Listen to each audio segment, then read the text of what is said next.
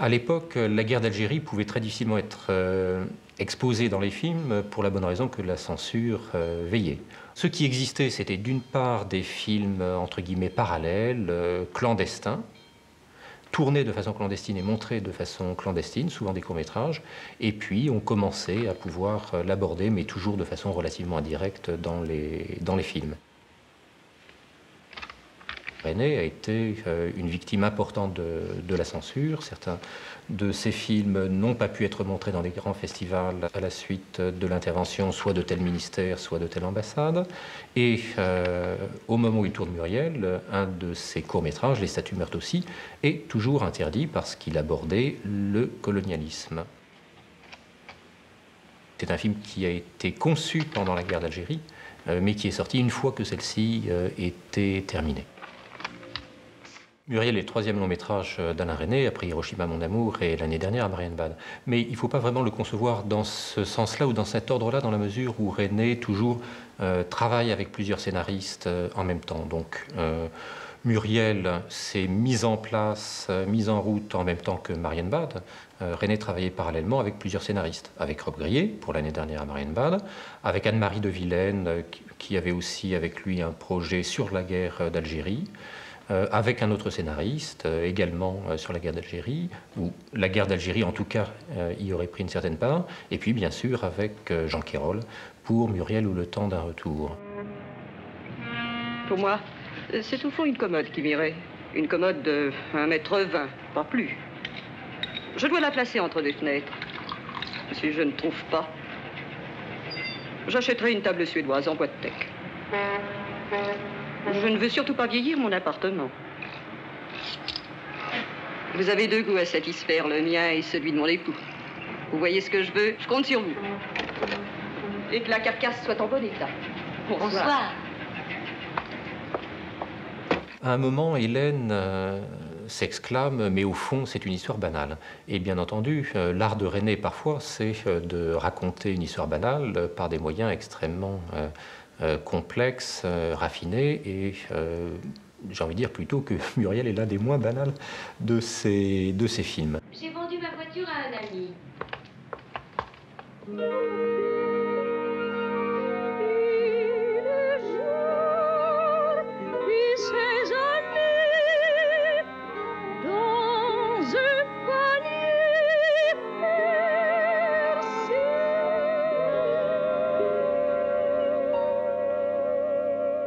L'intrigue de Muriel pourrait être une intrigue de théâtre, et l'intéressant, c'est de voir comment ce film, à la fois, propose des éléments qu'on va appeler de modernisme, et d'autres qui relèvent tout simplement du théâtre.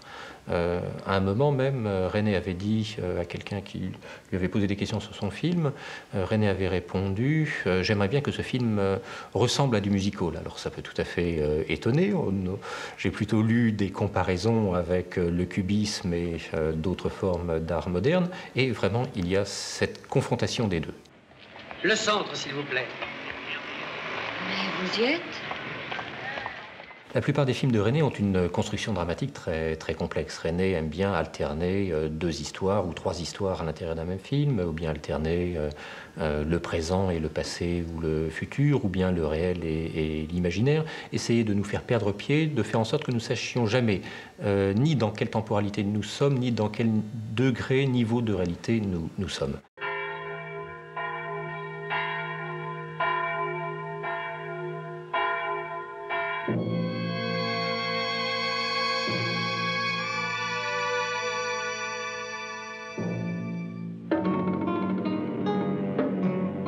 Alors, Muriel, en tout cas dans la première partie de l'œuvre de Resnais, ça paraît en un sens plutôt l'exception. C'est un film linéaire qui se déroule linéairement du début à la fin. Mais si c'est une ligne brisée, c'est une ligne fragmentée. Si on lit le scénario, on constate qu'il y a 5 actes. Si on voit le film, c'est extrêmement difficile à percevoir. Bon, certes, il y a une symétrie. On a au départ tout le début, les 25 premières minutes peut-être, c'est une journée. Toute la fin, de nouveau, c'est une journée. On sait même exceptionnellement laquelle, c'est un dimanche. Et puis au centre, nous avons, ça c'est les actes 2, 3 et 4 du scénario publié, nous avons environ 15 jours. Mais nous ne sortons pas ces 15 jours. Ensuite, à l'intérieur de cette ligne, aussi bien en passant d'une journée à l'autre qu'à l'intérieur des journées, c'est quelque chose d'extrêmement haché, avec quantité d'ellipses, même si nous sommes dans un lieu et dans un temps donné, tout est fragmenté. La difficulté du spectateur pour Muriel, c'est souvent de savoir où il en est et aussi de comprendre ce qui se passe. L'art de René, l'art de Quérol aussi bien entendu, c'est très souvent de fonctionner par toutes petites scènes, des fragments dont on se demande quel sens ils ont, en attirant l'attention parfois sur des choses insignifiantes ou qui paraissent loin, et en même temps c'est parfois le centre. L'aspect mosaïque est conforté par le son, puisque très fréquemment, René, et c'est quelque chose qu'il a emprunté à la bande dessinée, qu'il a emprunté à Milton Caniff, qu'il a emprunté à Chester Gould, très souvent, René fait entendre le son d'une scène, ou le son d'un plan, sur le plan qui suit. Vous avez coupé vos cheveux. Vous les portiez longs autrefois.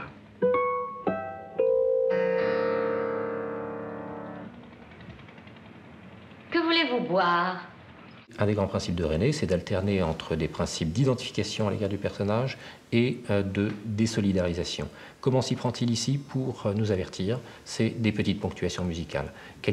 Un accord de guitare, un accord ou bien une phrase au clavecin peut suffire. Tu n'as pas de monnaie, Françoise?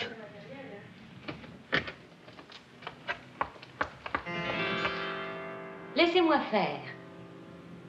Ce découpage extrêmement morcelé, il reflète totalement la situation des personnages. Nous avons des personnages qui, pour beaucoup d'entre eux, ont été victimes d'un traumatisme. Hélène, c'est le traumatisme du deuil d'un amour de jeunesse. Nous avons le traumatisme, bien sûr, pour Bernard de la guerre d'Algérie, et lui n'est pas dans le camp des victimes, mais dans le camp des bourreaux d'occasion et des bourreaux honteux de l'avoir été, essayant de comprendre ce qui s'est passé en lui-même et chez les autres. Et outre le traumatisme de la guerre d'Algérie, il y a le traumatisme de la Seconde Guerre mondiale, d'une part à travers les personnages qui racontent certaines anecdotes liées à cette guerre, et le traumatisme de Boulogne même. 200, 3000, vraiment, je ne me souviens plus. Qui reflète celui des personnages.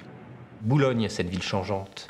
L'appartement d'Hélène Auguin, cet appartement changeant, puisque elle vend des meubles en appartement et ceux-ci ne cessent d'aller et venir, comme les personnages ne cessent d'aller et venir et de changer de place.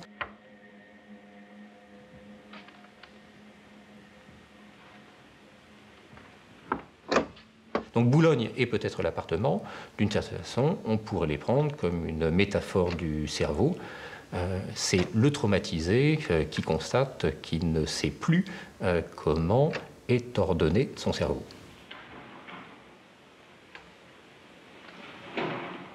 Ce qui séduisait René dans l'écriture de Quérol, notamment dans La Noire, qu'il avait envisagé à un moment d'adapter au cinéma, c'est le côté haletant de ces personnages qui perdent le souffle, qui essaient de retrouver le souffle, et c'est ce qu'il a essayé de retrouver dans Muriel.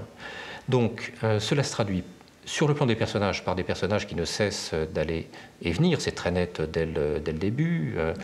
Bernard ne tient pas en place, dit explicitement Hélène, et de fait, elle non plus ne tient pas en place. Dans le repas final, c'est encore plus accentué, on n'arrête pas de voir des personnages qui sortent du cadre à toute vitesse ou bien qui sont suivis très rapidement par la caméra en panoramique. J'ai gagné mon voyage à Londres. Vous allez payer votre pari. Je ne trouve pas le casse-noisette. Ça ne peut pas aller une place à sucre.